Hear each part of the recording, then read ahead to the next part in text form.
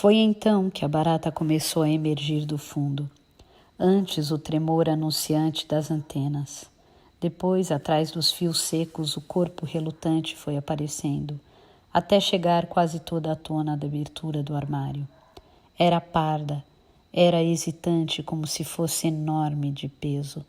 Estava agora quase toda visível. Abaixei rapidamente os olhos.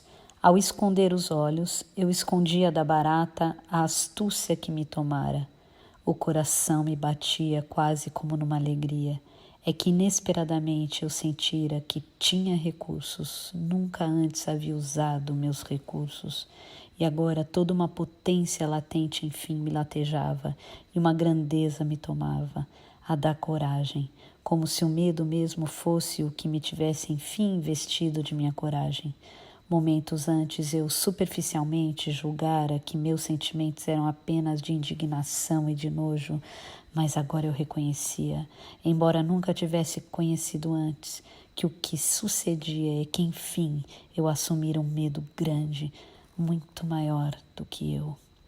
O medo grande me aprofundava toda, voltava para dentro de mim como um cego ausculta a própria atenção. Pela primeira vez eu me sentia toda incumbida por um instinto e estremeci de extremo gozo, como se enfim eu estivesse atentando à grandeza de um instinto que era ruim, total e infinitamente doce. Como se enfim eu experimentasse em mim mesma uma grandeza maior do que eu. Eu me embriagava pela primeira vez de um ódio tão límpido como de uma fonte. Eu me embriagava com o desejo, justificado ou não, de matar. Toda uma vida de atenção. Há 15 séculos eu não lutava, há 15 séculos eu não matava, há 15 séculos eu não morria. Toda uma vida de atenção acuada reunia-se agora em mim e batia como um sino mudo cujas vibrações eu não precisava ouvir.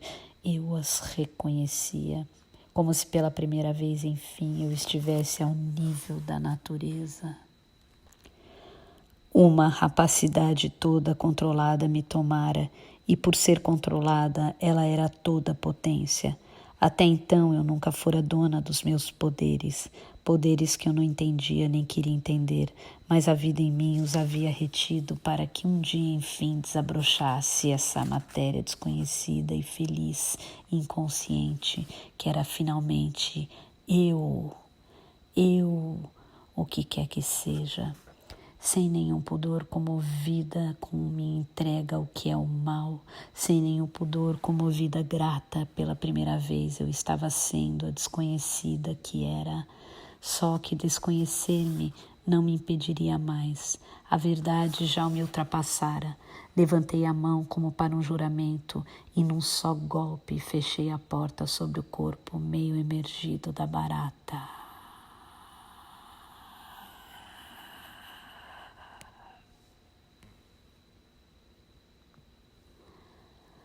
Ao mesmo tempo, eu também havia fechado os olhos e assim permaneci toda trêmula. Que fizera eu? Já então eu talvez soubesse que não me referia ao que eu fizera à barata, mas sim a que fizera eu de mim. É que nesses instantes de olhos fechados eu tomava consciência de mim assim como se toma consciência de um sabor. Eu toda estava com sabor de aço e azinhavre. Eu toda era ácida como metal na língua, como planta verde esmagada. Meu sabor me veio todo à boca. Que fizera eu de mim?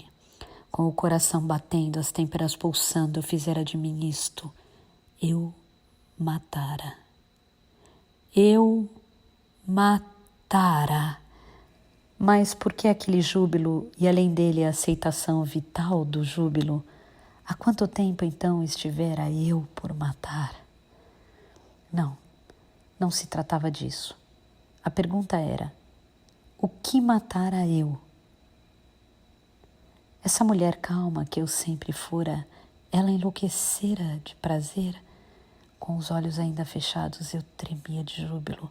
Ter matado era tão maior que eu, era de altura daquele quarto indelimitado. Ter matado abria a secura das areias do quarto até a umidade, enfim, como se eu tivesse cavado e cavado com os dedos duros e ávidos até encontrar em mim um fio bebível de vida que era o de uma morte.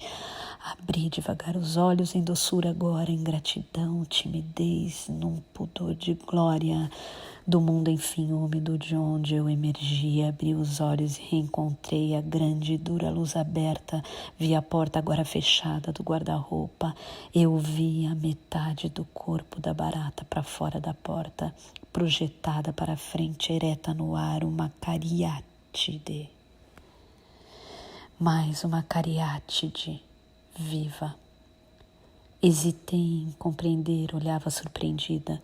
Foi aos poucos que percebi o que sucedera. Eu não havia empurrado a porta com bastante força. Havia prendido sim a barata que já não poderia mais avançar, mas deixará viva. Viva e olhando para mim. Desviei rapidamente os olhos em repulsa violenta. Ainda faltava então um golpe final, um golpe a mais. Eu não olhava, mas me repetia que um golpe ainda me era necessário. Repetia-o lentamente, como se cada repetição tivesse por finalidade dar uma ordem de comando às batidas de meu coração, as batidas que eram espaçadas demais, como uma dor da qual eu não sentisse o sofrimento. Até que, enfim conseguindo me ouvir, enfim conseguindo me comandar, ergui a mão bem alto, como se meu corpo todo, junto com o golpe do braço, também fosse cair em peso sobre a porta do guarda-roupa.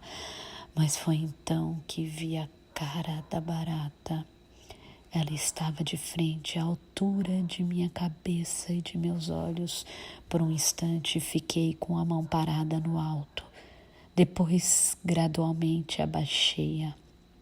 Um instante antes, talvez, eu ainda tivesse podido não ter visto na cara da barata o seu rosto, mas eis que por um átimo de segundo ficara tarde demais, eu via.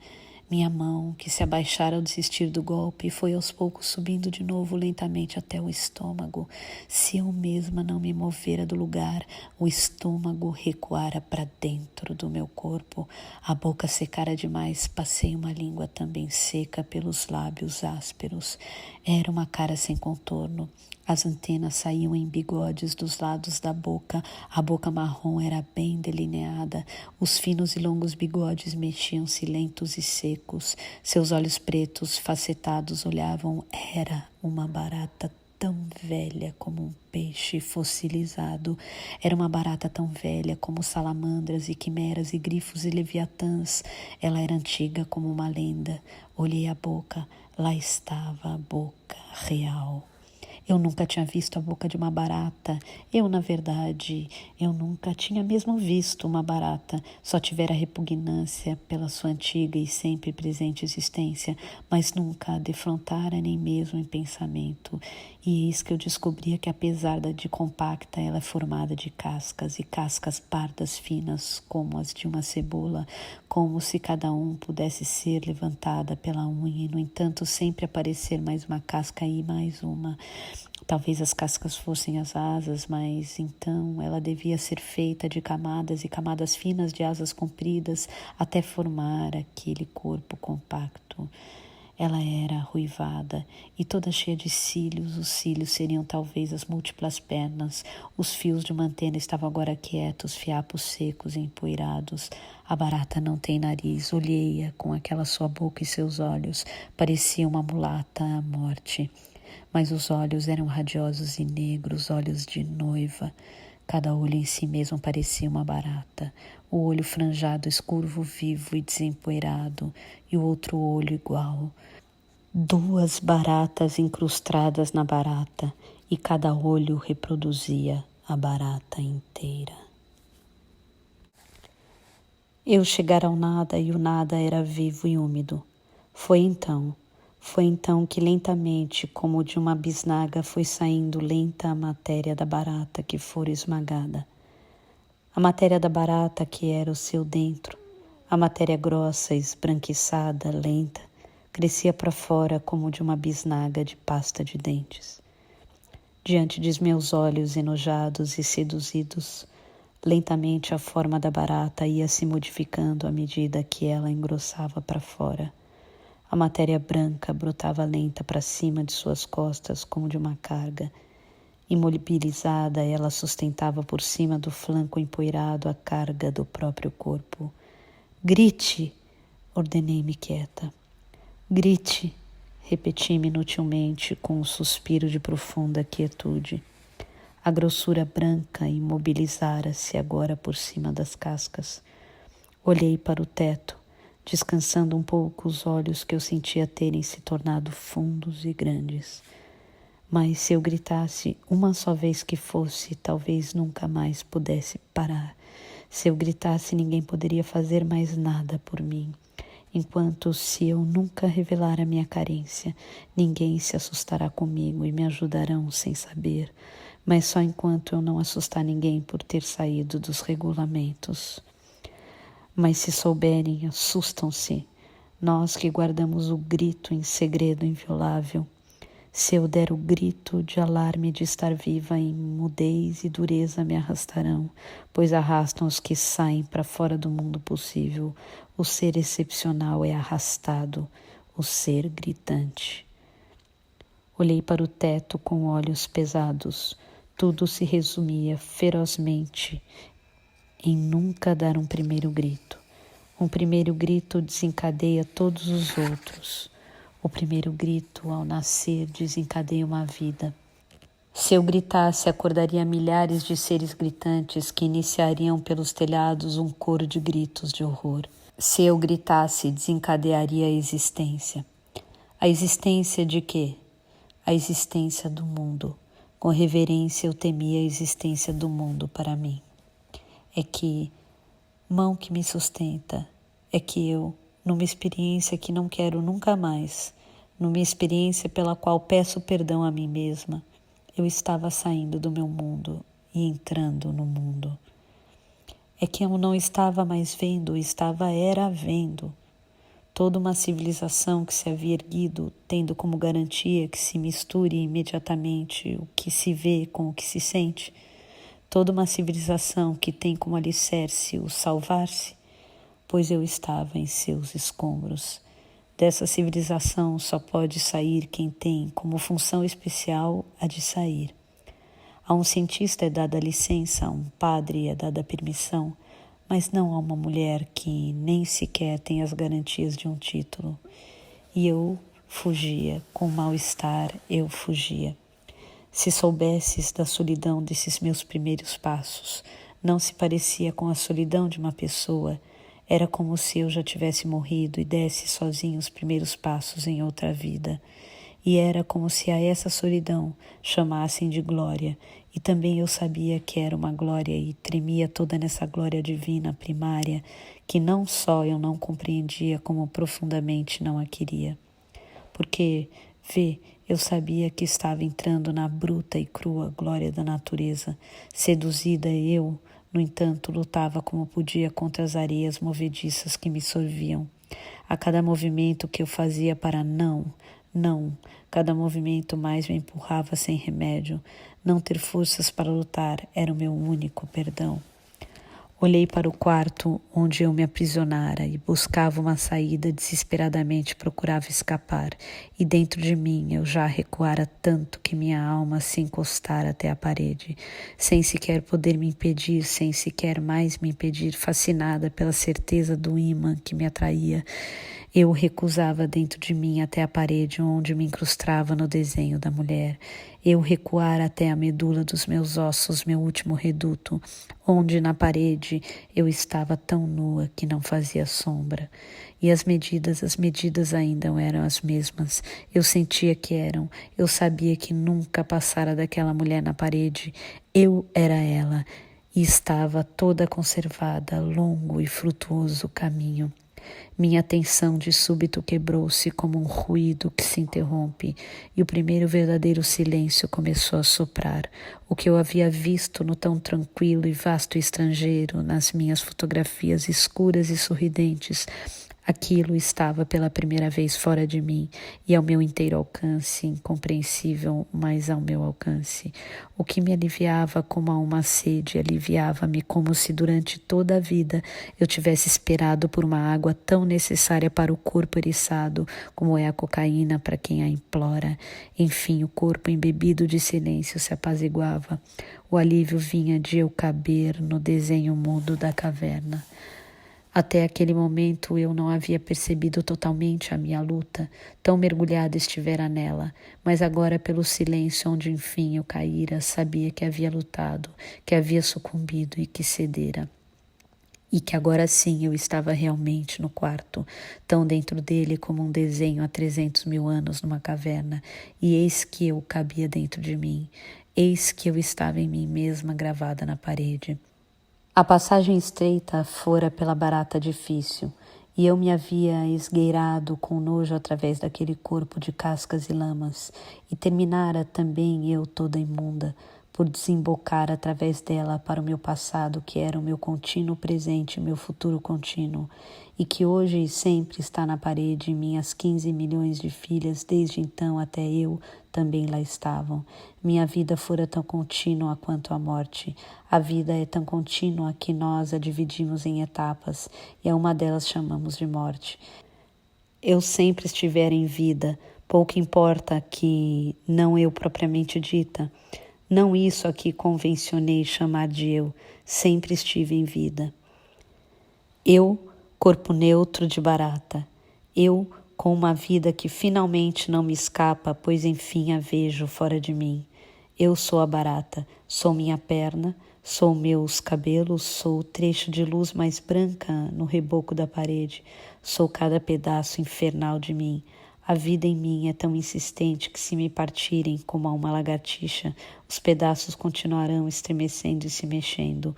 Sou o silêncio gravado numa parede e a borboleta mais antiga esvoaça e me defronta. A mesma de sempre, de nascer até morrer, é o que eu chamo de humana e nunca propriamente morrerei. Mas esta não é a eternidade, é a danação. Como é luxuoso este silêncio, é acumulado de séculos, é um silêncio de barata que olha, o mundo se me olha, tudo olha para tudo, tudo vive o outro. Neste deserto as coisas sabem as coisas sabem tanto as coisas, que a isto chamarei de perdão. Se eu quiser me salvar no plano humano, é o perdão em si. Perdão é um atributo da matéria viva. Perdão é um atributo da matéria viva. Vê, meu amor, vê como por medo já estou organizando. Vê como ainda não consigo mexer nesses elementos primários do laboratório sem logo querer organizar a esperança. É que por enquanto a metamorfose de mim em mim mesma não faz nenhum sentido. É uma metamorfose em que perco tudo o que eu tinha. E o que eu tinha era eu. Só tenho o que sou. E agora o que sou? Sou estar de pé diante de um susto. Sou o que vi. Não entendo e tenho medo de entender. O material do mundo me assusta, com seus planetas e baratas. Eu, que antes vivera de palavras de caridade, ou orgulho, ou de qualquer coisa, mas que abismo entre a palavra e o que ela tentava, que abismo entre a palavra amor e o amor que não tem sequer sentido humano. Por quê? Porque amor é a matéria viva. Amor é a matéria viva? O que foi que me sucedeu ontem? E agora? Estou confusa. Atravessei desertos e desertos, mas fiquei presa sob algum detalhe, como debaixo de uma rocha. Não. Espera. Espera. Com alívio tenho que lembrar que desde ontem já saí daquele quarto. Eu já saí. Estou livre. E ainda tenho chance de recuperação, se eu quiser. Mas quero. O que vi não é organizável. Mas se eu realmente quiser, agora mesmo, ainda poderei traduzir o que eu soube em termos mais nossos, em termos humanos, e ainda poderei deixar desapercebidas as horas de ontem. Se eu ainda quiser, poderei, dentro da nossa linguagem, me perguntar de outro modo o que me aconteceu. E se desse modo eu perguntar, ainda terei uma resposta de recuperação. A recuperação seria saber que GH era uma mulher que vivia bem, vivia bem, vivia bem. Vivia na super camada das areias do mundo, e as areias nunca haviam derrocado de debaixo de seus pés. A sintonização era tal que, à medida que as areias se moviam, os pés se moviam em conjunto com elas. E então tudo era firme e compacto. GH vivia no último andar de uma superestrutura, e mesmo construído no ar, era um edifício sólido, ela própria no ar, assim como as abelhas tecem a vida no ar. E isto havia séculos vinha acontecendo com as variantes necessárias ou casuais, e dava certo. Dava certo. Pelo menos nada falou e ninguém falou. Ninguém disse que não. Era certo, pois. Mas exatamente o lento acúmulo de séculos automaticamente se empilhando era o que, sem ninguém perceber, ia tornando a construção no ar muito pesada. Essa construção ia se saturando de si mesma, ia ficando cada vez mais compacta, em vez de se tornar cada vez mais frágil. O acúmulo de viver numa superestrutura tornava-se cada vez mais pesado para se sustentar no ar. Como um edifício onde de noite todos dormem tranquilos, sem saber que os alicerces vergam, e que num instante não anunciado pela tranquilidade, as vigas vão ceder porque a força de coesão está lentamente se desassociando 1 milímetro por cada século. E então, quando menos se espera, num instante tão repetidamente comum como o de se levar um copo de bebida à boca sorridente no meio de um baile.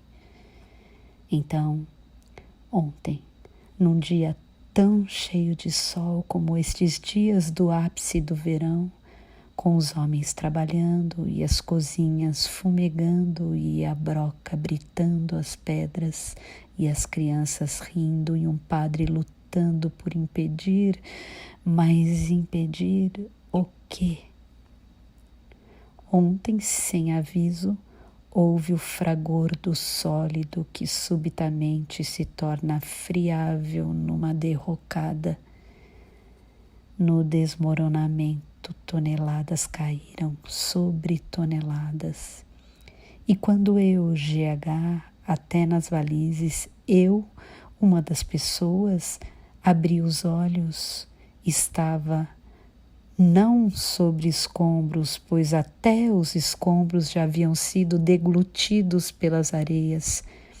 Estava numa planície tranquila, quilômetros e quilômetros abaixo do que for uma grande cidade. As coisas haviam voltado a ser o que eram. O mundo havia reivindicado a sua própria realidade e como depois de uma catástrofe a minha civilização acabara, eu era apenas um dado histórico. Tudo em mim fora reivindicado pelo começo dos tempos e pelo meu próprio começo. eu passara a um primeiro plano primário, estava no silêncio dos ventos e na era de estanho e cobre, na era primeira da vida. Escuta, diante da barata viva, a pior descoberta foi a de que o mundo não é humano e de que não somos humanos. Não te assustes. Certamente o que me havia salvo até aquele momento de vida sentimentizada de que eu vivia é que o inumano é o melhor nosso, é a coisa, a parte coisa da gente. Só por isso é que, como pessoa falsa, eu não havia até então sossobrado sob a construção sentimentária e utilitária. Meus sentimentos humanos eram utilitários, mas eu não tinha sossobrado porque a parte coisa, matéria do Deus, era forte demais e esperava para me reivindicar. O grande castigo neutro da vida geral é que ela de repente pode solapar uma vida. Se não lhe for dada a força dela mesma, então ela rebenta como um dique rebenta e vem pura, sem mistura nenhuma, puramente neutra.